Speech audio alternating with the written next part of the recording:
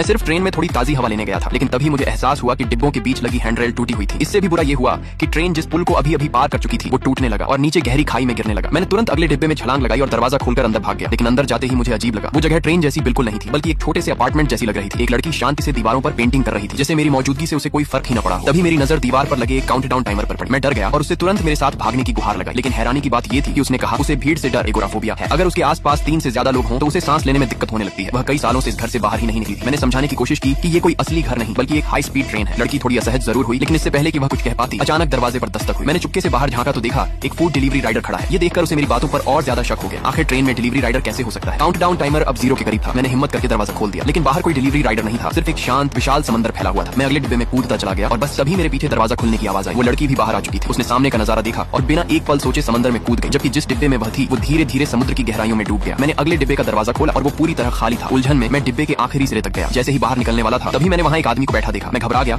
और तुरंत दरवाजा खोल दिया, लेकिन बाहर मुझे दिखाई दी बर्फ से ढकी अनंत ग्लेशियरों की दुनिया।